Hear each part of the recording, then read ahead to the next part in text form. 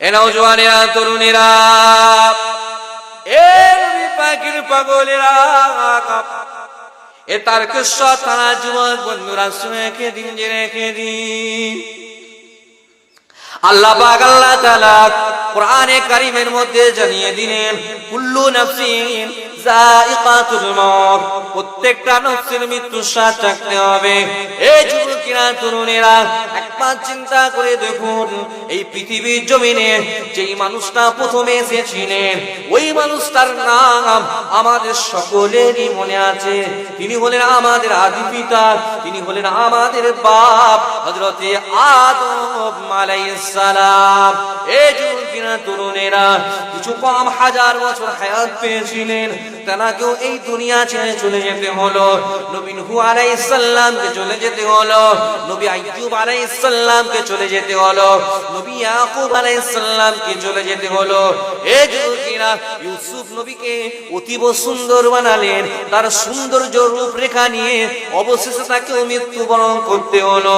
এই তরুণ যুবকেরা, নবী ঈসা আলাইহিস সালামকে আল্লাহ এত ক্ষমতা দিয়েছিলেন, এমন একটা মুজিজা দিয়েছিলেন, ওই নবী ইউসুফ আলাইহিস সালাম কোন মৃত ব্যক্তির কাছে গিয়ে যদি বলতো কুম বিইজনিল্লাহ, আল্লাহর ইচ্ছায় সেই মৃত ব্যক্তিটা সেও জিন্দা হয়ে যেত।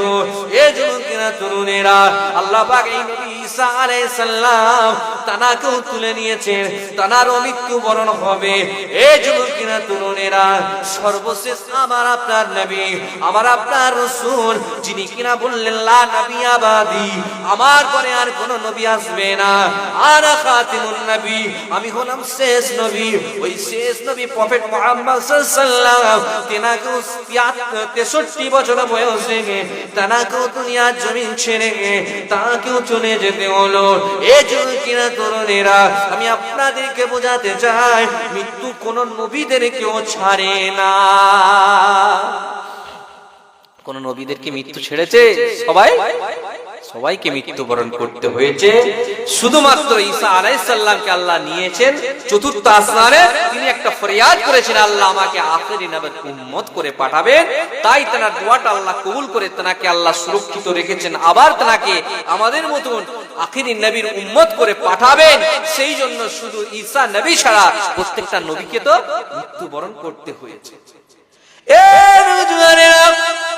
শুধু নবীরা নয়, নবীদের পরে সাহাবীদের কথা শুনো। হযরত আবু বকরকেও মৃত্যুবরণ করতে হলো, উসমানে গনিকেও মৃত্যুবরণ করতে হলো, আলী কাররামাল্লাহু ওয়াজহুকেও মৃত্যুবরণ করতে হলো। এই যুবকেরা, তরুণেরা, সমস্ত সাহাবীদের মৃত্যু হলো, সমস্ত তাবিদের মৃত্যু হলো। তাবি আবি তুফাইল তার মৃত্যুবরণ হলো, তাবি কাররা তার মৃত্যুবরণ হলো।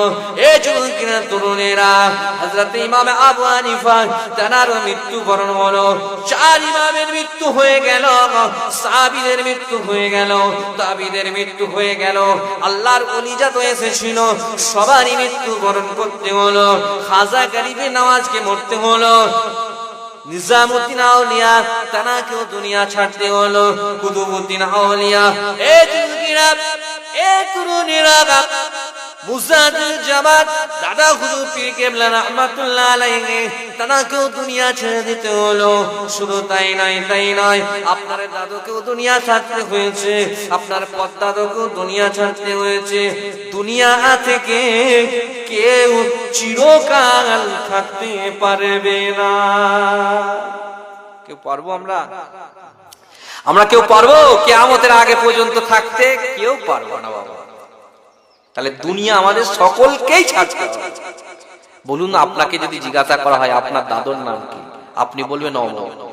আপনার দাদুর নাম কি বলতে পারবেন? আপনার বাপের নাম আপনি বলতে পারবেন? আপনার দাদুর নামটা বলতে পারবেন? 3 পিঢ়ি পর্যন্ত শেষ, তারপরে 4th প্রজন্মের নাম আপনার জানা, আপনার পরদাদুর নাম জানা। এ নওজওয়ানেরা, দুনিয়া বেশি দিন আপনাকে মনে রাখবে না, 3 পিঢ়ি আপনাকে মনে রাখবে, তারপরে আপনাকে সবাই ভুলে যাবে। এই দুনিয়া সবাইকে ছেড়ে চলে যেতে হবে। এই তরুণ যুবকেরা, বিশ্বগুরু বিশ্ব কবি রবীন্দ্রনাথ ঠাকুর, তানাকেও দুনিয়া ছেড়ে যেতে হলো। কত নাম অর্জন করেছিল, কত খ্যাতি অর্জন করেছিল, নোবেল পুরস্কার পেয়ে গিয়েছিল, তাকেও দুনিয়া থেকে যেতে হলো। এই যুবকেরা, নজরুল ইসলাম, তানাকেও দুনিয়া থেকে যেতে হলো। সেই লোকটা যখন এত নাম অর্জন করে যখন বুঝতে পারলো মৃত্যু আমাকেও ছাড়বে না, যতই আমার ফ্যান ফলোয়ার হোক, যতই আমার নাম খ্যাতি হোক, যত আমার টাকা পয়সা হোক, মৃত্যু আমাকেও ছাড়বে না, তখন তিনি বলতে লাগলো, এ আমার কমেরা, এ আমার ভক্তরা, আমাকে আমার কবরটা মসজিদের পাশেতে দিও, কেননা আমার মরণের পরে ভয় আছে, যাতে করে আমার মসজিদের পাশেতে আমাদের মসজিদের মুসল্লিরা, ইমাম সাহেবরা মিলে অন্তত একবার জিয়ারতটা করে, আমি কবরে পড়ে পড়ে একটু সওয়াব পাবো, একটু নেকি পাবো। এই যুবকেরা, সেই মানুষটাও মৃত্যু হবে শিওর জেনে গিয়েছিল, তাই তো তার কবরটাকে মসজিদের পাশেতে দেওয়ার জন্য আবেদন করেছিল। এই যুবকেরা, তরুণেরা, এই নওজওয়ানেরা, নীল আর্মস্ট্রং বিশ্বের একজন বড় বৈজ্ঞানিক, তাকেও মৃত্যুবরণ করতে হলো। পপ সুপারস্টার মাইকেল জ্যাকসন, তাকেও মৃত্যুবরণ করতে হলো।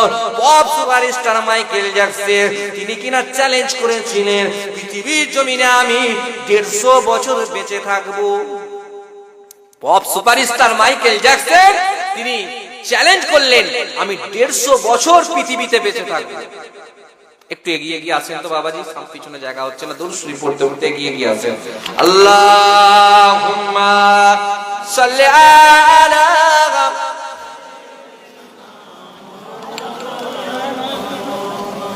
ওয়ালা আলি সাইয়্যিদিনা।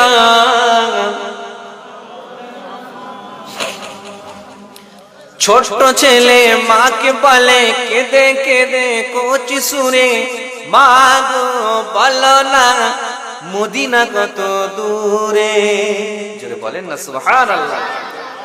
ছোট ছেলে মাকে বলে, কেঁদে কেঁদে কচি সুরে, মা গো বলো না মদিনা কত দূরে।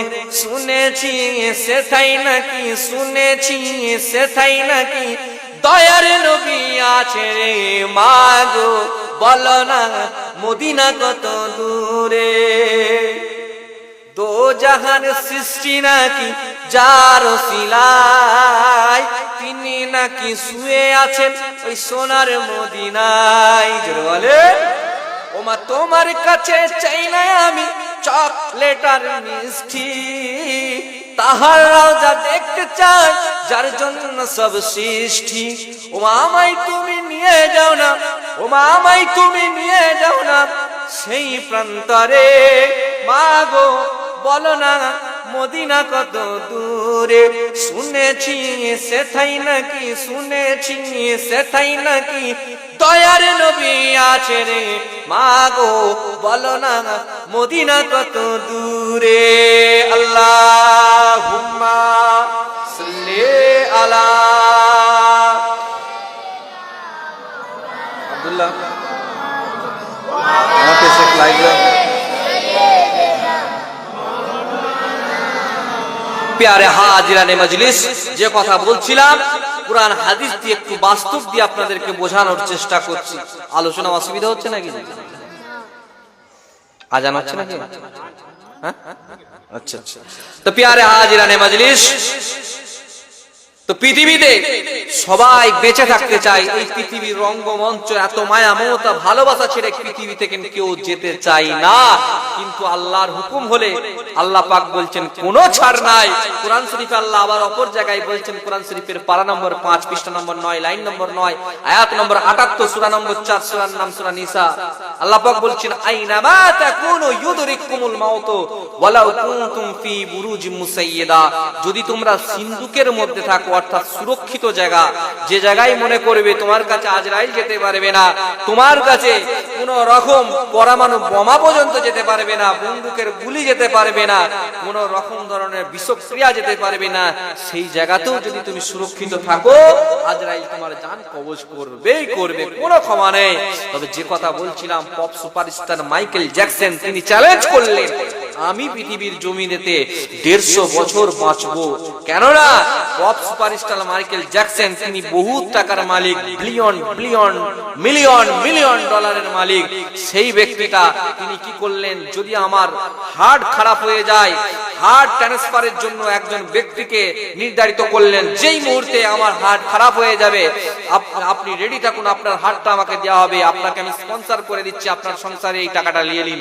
ভাই আমার দোস্ত, এইভাবে কিছু ডাক্তারকে মাইকেল জ্যাকসন তিনি কি করলেন, ডাক্তারকে পুষে রাখলেন, তার চারিদিকে কার্ডিওলজিস্ট, চারিদিকে নিউরোলজিস্ট, চারিদিকে ইএনটি, বিভিন্ন রকম ডক্টর চারিদিকে ভর্তি।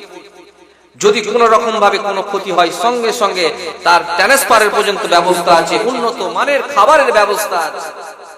এ মুসলমানের ছেলেরা, নওজওয়ানেরা, এ নবী পাকের পাগলেরা, শুনে খেয়ে দিন বাবা, জেনে খেয়ে দিন। মাইকেল জ্যাকসন তিনি তার চারিদিকে বিভিন্ন ডক্টর গুলোকে বসে রাখলেন, অর্থ দিয়ে রাখলেন। একজন ডক্টর বাবু বললেন, আমার তো অনেকগুলো চেম্বার, আমার তো অনেকগুলো হাসপাতাল, নার্সিং হোমের সঙ্গে কন্ট্যাক্ট আছে, মাস গেলে আমি 5 লক্ষের উপরে ইনকাম করি। উনি বললেন, আপনি যদি 5 লাখ ইনকাম করেন, চারিদিকে ঘুরে ঘুরে শুধুমাত্র আমার ট্রিটমেন্টের জন্য আমি আপনাকে আরো 2 লাখ টাকা বেশি দেব, আরো 2 লক্ষ টাকা বেশি দিয়ে আমি আপনাকে আমার কাছে রাখতে চাই। এইভাবে মাইকেল জ্যাকসন বড় বড় ডাক্তার গুলোকে তার চারিদিকে রাখতে শুরু করে দিল। পৃথিবীর সব থেকে উন্নত মানের খাবার গুলোকে তিনি রাখলেন, যে খাবার গুলোকে ল্যাব টেস্ট করে, ল্যাবের মধ্যে পরীক্ষা করে ওই খাবার গুলো খেত। যে খাবারটা ডক্টর বাবু বলতো যে তোমার শরীরের মধ্যে ভিটামিন এটা কম আছে, ভিটামিন এ জাতীয় যত খাবার আছে তোমাকে খেতে হবে, ভিটামিন সি জাতীয়। এইভাবে যেই খাবারটা আপনার শরীরে প্রয়োজন, আপনার শরীরের রক্তটাতে যদি শ্বেত রক্ত কণিকা, লোহিত রক্ত কণিকা, অনুচক্রিকা যেটা কম পড়ে যাবে সেটা আপনাকে খেতে হবে। এইভাবে তো সর্বসময় তাকে ভালো ভালো খাবার ল্যাব টেস্ট করে করে দেওয়া হতো। এই যুবকেরা, এই মাইকেল জ্যাকসনের হঠাৎ একদিন বুকে যন্ত্রণা শুরু হয়ে গেল। এই যুবকেরা, মাইকেল জ্যাকসন চারিদিকে ডাক্তার বাবুগুলোকে বলল, কি আছো, দেখো দেখো দেখো আমার বুকের মধ্যে যন্ত্রণা কেন হলো দেখো। এই নওজওয়ানেরা, ডাক্তার বাবুরা বললেন, মিনিমাম তো একটা 10 মিনিট 5 মিনিটের সময়ের ব্যবধান থাকে, আপনাকে তুলে তো আইসিইউতে ঢুকাতে হবে, আপনাকে তুলে তো অপারেশন থিয়েটারে ঢুকাতে হবে। এই নওজওয়ানেরা, মাত্র 5-7 মিনিটের ব্যবধানে আল্লাহ পাক আল্লাহ তাআলা পপ সুপারস্টার মাইকেল জ্যাকসনকে মাত্র 50 মতো বয়সে এই দুনিয়া থেকে তুলে নিলে।